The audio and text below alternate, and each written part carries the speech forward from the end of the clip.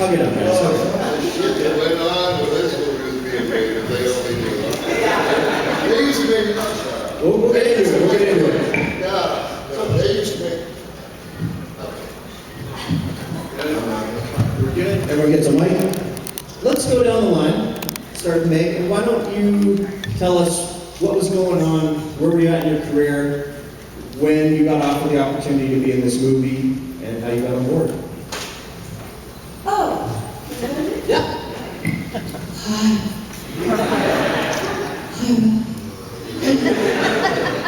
This is why. Where was I? I have been living in New York City. And I came back to California. And, where was I?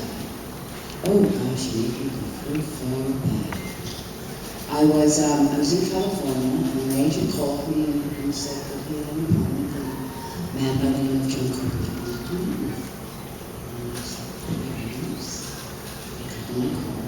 Mr. Carpenter's home, and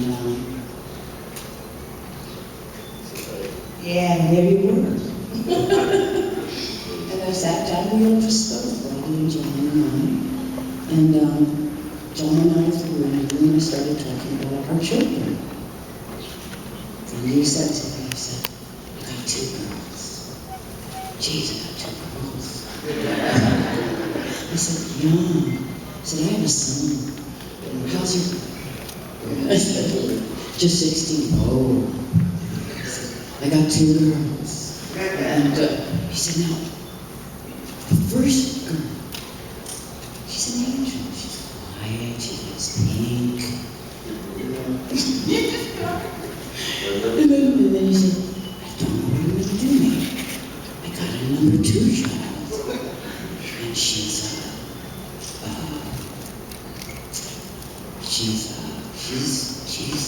I don't know what I'm going to do." I've done so much wrong. I mean, what is it? I said, "Well, she's number 2. Number 2 is the total opposite from number 1. And she was. And I thought it was this year's thing. And I went home.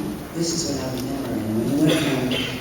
And my son, I'm a single parent, and my son had started wrestling in New York City at McBurney Y. High school, and he was going to sign up for high school. And I came home and cooking hamburgers, and I'm at the sink, and I said, "Hi, Chris." And he said, "How was your day?" He said, "Day's good, it's good." I said, "Well, I had a wonderful day, Chris." I said,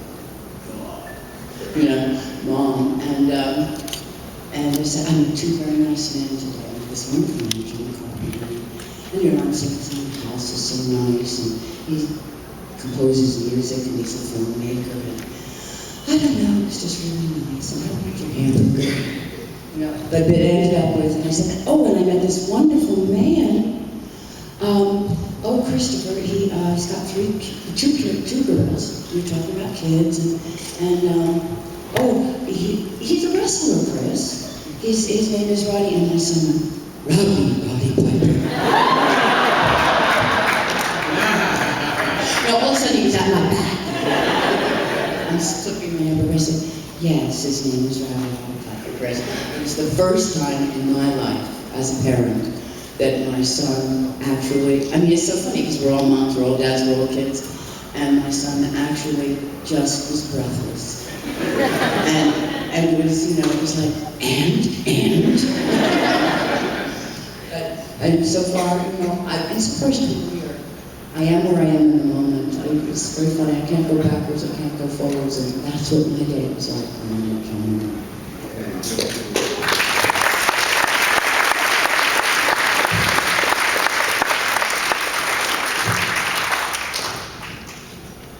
Sir, let's, I know that John had approached you at WrestleMania 3 about the film. What was that conversation like? Why was he so interested in you being in this movie?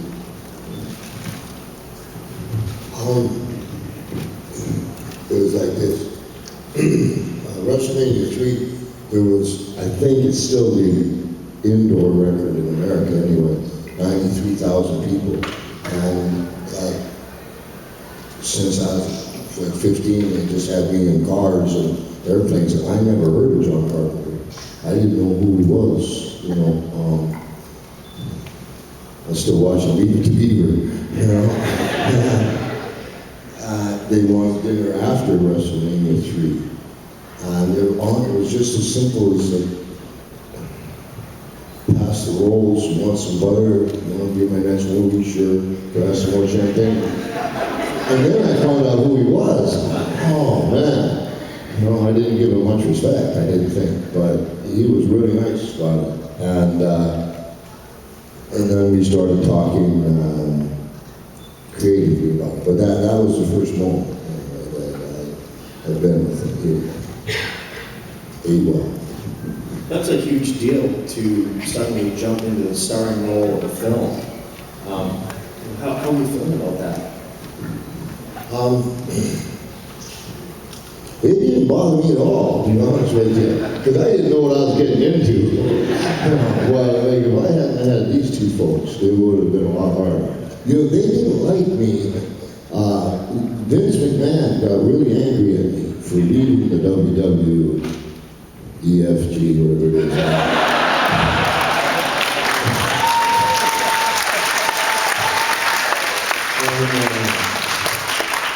And he said to me, I'll have you another movie in 4 weeks if you don't take it. And I said, because now I know who it is now, will John Carpenter direct it? And then he sent me a message. He said to my lawyer, you tell Piper that Hogan and I are the only true blue WWFers. And that's what started the heat between us. And then when I come to Hollywood, because I needed to take it serious, acting is so difficult. And like these people, what they put into their art to get it, and I was perceived as just another jock coming in. So Hollywood didn't like me. I got used to not being liked a lot. You know? But I was the main event for a long time by that time. And so being put in a high pressure situation, I didn't even think about that part of it. But then it got really difficult. I don't want to get into that. So it got really. We'll explore the nuts and bolts a little bit later. How about yourself, Keith? I mean, obviously you guys have worked together previously, and think.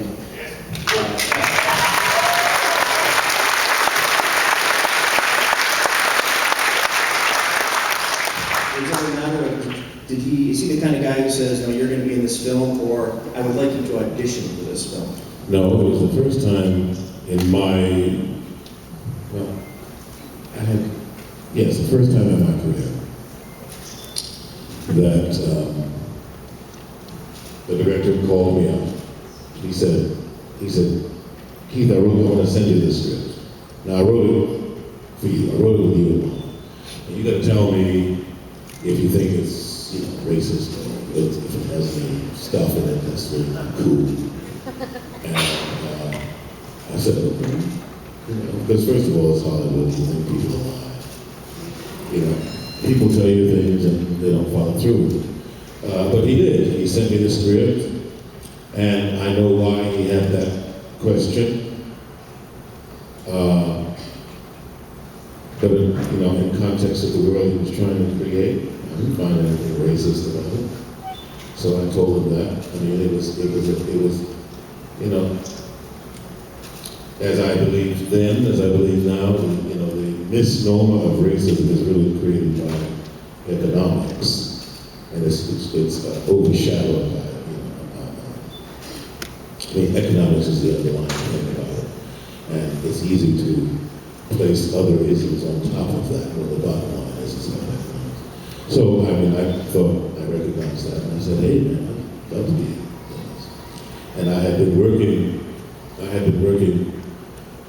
somewhat with the Homeless Foundation in New York, where I'm from. And I was made very aware by them that I'm homeless, not helpless. And there was a whole contingency of people who were what's called the working homeless.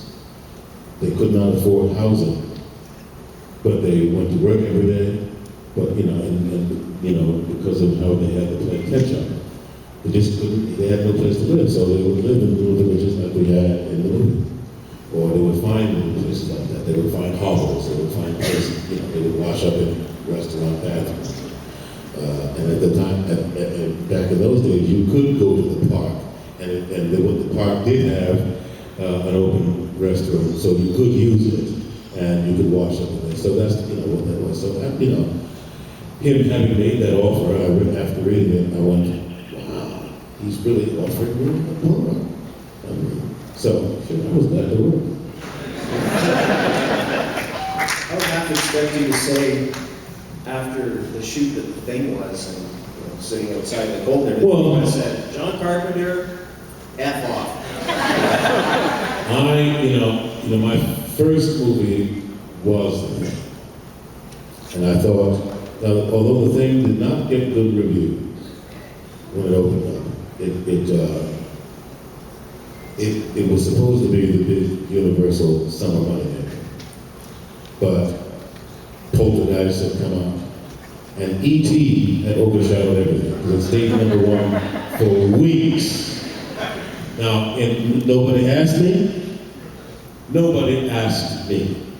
But in my humble ass opinion, The Thing was a winter movie. It should have come out in October. It should have come out between Halloween and Christmas. In fact, right around the winter break, right before Thanksgiving, it would have been a perfect Thanksgiving movie. But they wanted to be the big summer money movie. So they opened it in July. And I thought to myself, who thought this shit up? But again, they didn't ask me. So hence, like I said, it was overshadowed by E.T. And it was, at the time, the special effects were all innovative and stuff. So people thought, oh God, it's so good, you can't take your kids to it. Well, don't take your kids! The reviewer says it's not that you can take your kids to. Don't take your kids! It's a scary movie! Anyway, that was my own.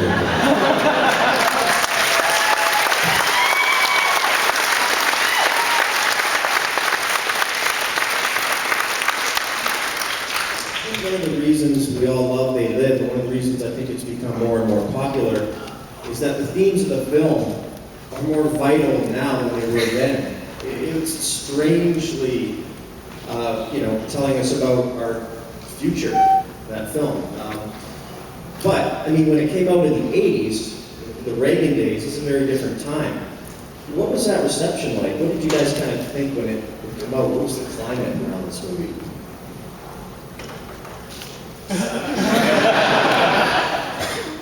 I don't know what the climate was, but 75, Martin Cloud.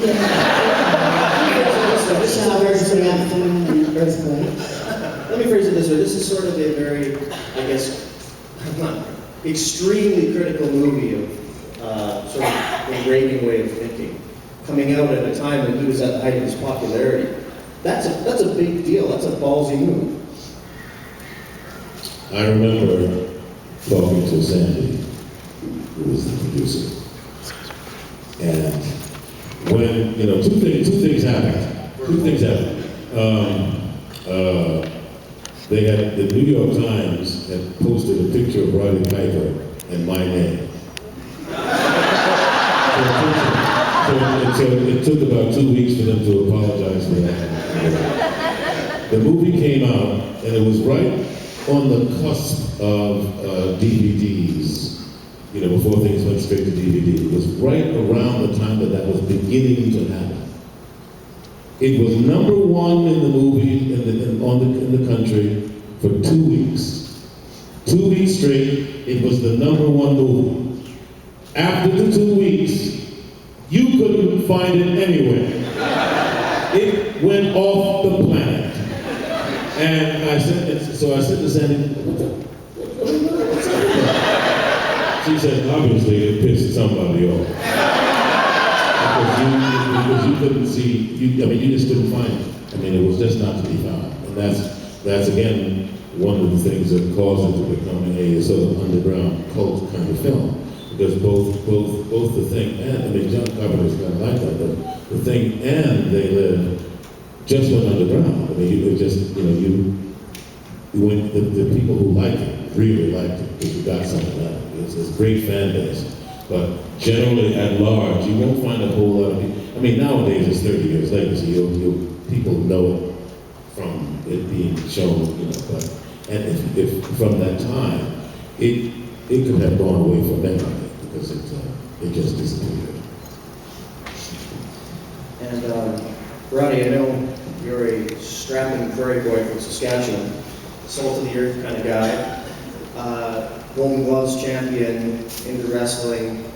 And I also know that your father was a Mountie, and at one point you had a falling out. Now there seems to be some parallels between this character that you play, a guy who's the sort of salt of the earth guy who's got problems with authority. How close are you to that character? Did you feel real kinship?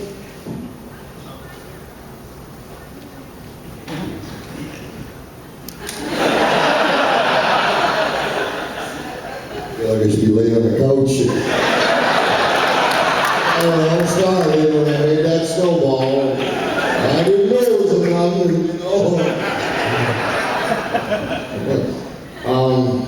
Holy cow. John Carpenter took a chance on me because he wanted to make a statement in his film. Like these two artists here, they understood the whole Reaganomics of it. I've never been allowed to vote ever in my life. I'm not from this country, and I was too young in the country I left. So politics has never been a big part of my life, other than trying to do the right thing. So when John was talking about the character Nada, which means nothing, and I'm like the only guy that needs to explain that to me, right? Everybody else here speaks to Andy, I'm still a big Latin, So Nada means nothing, boys and girls. Anyway, it was very important to John Carpenter that his character, Nada, you didn't know anything about him. And at the time, and still to this day, nobody knows anything about me. In the book I wrote before 50. John Nada, the character, wore a wedding ring, but nothing was ever mentioned. You didn't know where he was from. You didn't really know what he did.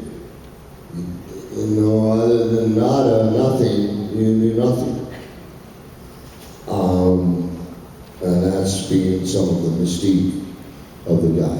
And a lot was, I realized this, that I went to an acting class run by a teacher named Sal Dano on Robertson in Los Angeles, because I understood finally that what they're doing is really difficult art. And I wanted them to know the respect I had for it. But like I sucked at it, and I went into this acting class and I'd film different pieces and bring it back to John. I guess you don't do that after you get the job. Because I said, what do you think of this one? What if it really sucked, You gotta pull that Piper, But sometimes ignorance is bliss. I was blissful.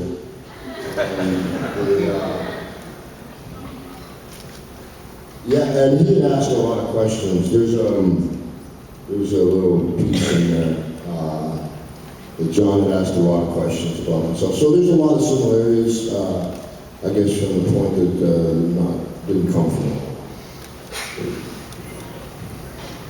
And let's go back down to Meg. Maybe we'll work our way down. And just tell us a little bit about working with Carpenter. He's kind of got this rebel filmmaker thing going on, but also kind of this laid-back Texas guy thing. What's he like?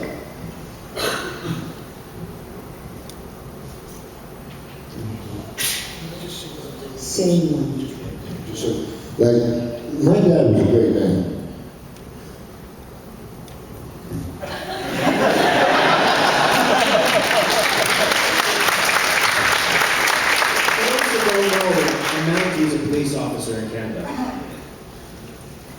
and he raised a great woman. Mr. Carpenter, he's he's a musician. And I worked with another gentleman, who's a bit of a renegade, Sam Peckinpah.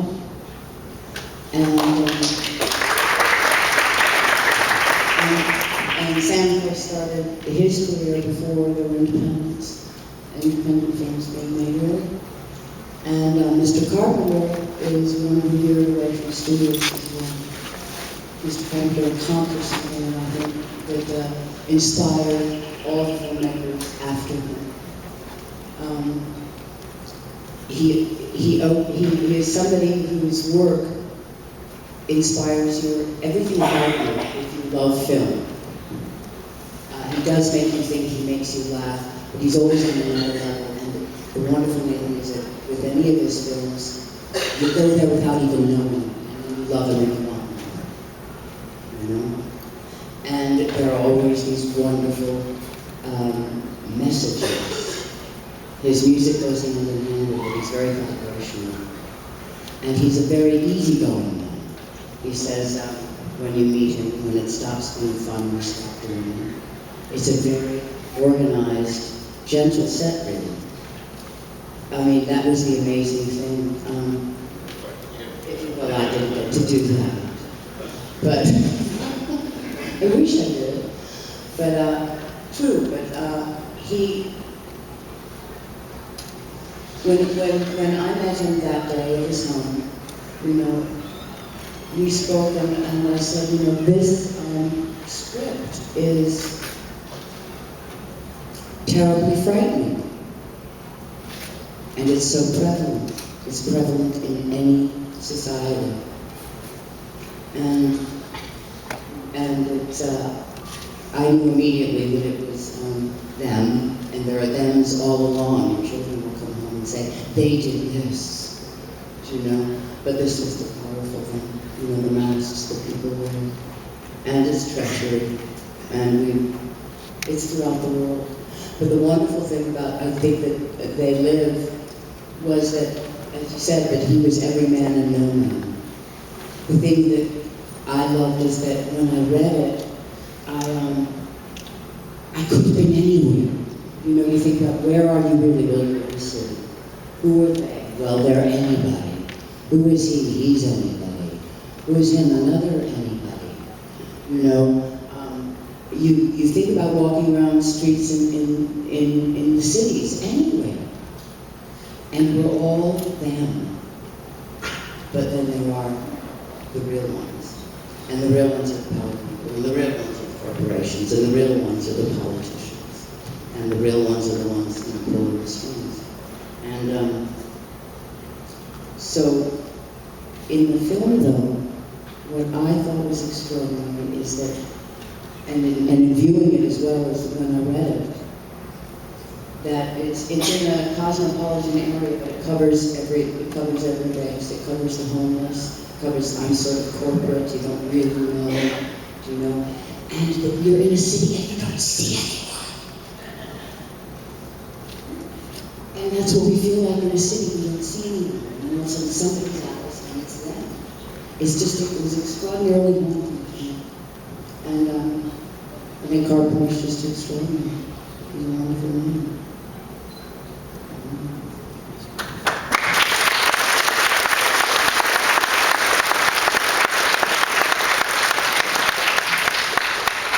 You must be an extraordinary director in terms of working with actors to get you guys to do such a physical, epic fight scene. That must have tested you guys to your limits.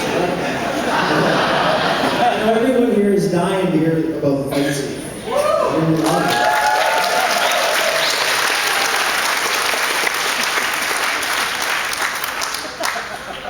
So take us through. I'm not going to piss him off. It was the most fun I've ever had. I mean, I'm working with Roddy Piper, and pound for pound, the strongest man I've ever come across. I mean, there was a move first of all, we rehearsed for 2 weeks, which was great. Jeff Amano was the coordinator, and he was wonderful. I mean, you know, it's choreography. So our job is to sell it, to make it look like it was real. And who better to work with than him? I mean, that part was great. I just had to work up my chops and go, man, I don't really feel like that. But we were, you know, and I do remember the night we right before, it was 3 days of filming, and we rehearsed for 2 weeks, up to those 3 days. And the night before we were to start that film, E.T. came to film us. And we had always, up until then, except for maybe in the very beginning, I mean, when you choreographing for fights on film, it's all about angles. Because you can, I can be 10 feet away from somebody, and if the camera's behind me and you see them right, they react right, it looks like a headache. So it's always about the distance.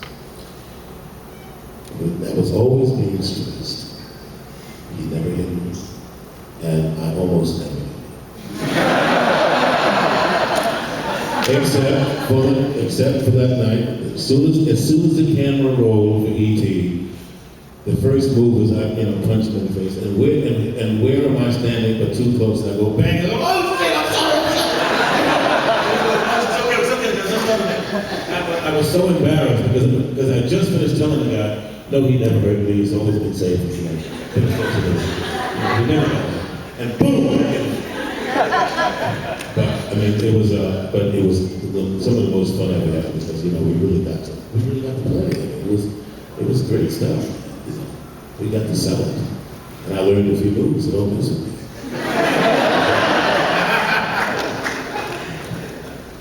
All right, I want to hear your side of this story.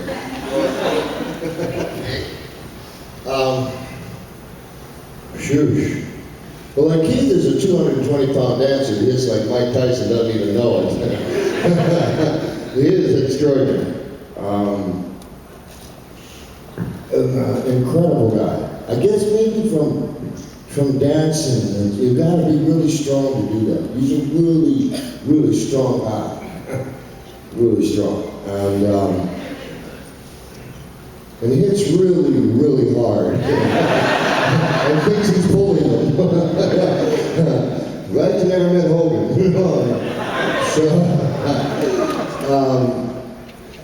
Because to remember everything, I've been doing it for so long, to remember everything like he did, extraordinary. I think one of the things that helped the fight out was, instead of shooting the fight in the traditional sense where they do a couple things and break it down and do a couple breakdown, John let us kind of, okay, we're starting, and we went as far as we could, and that gets an energy. And when Keith's hitting me and telling me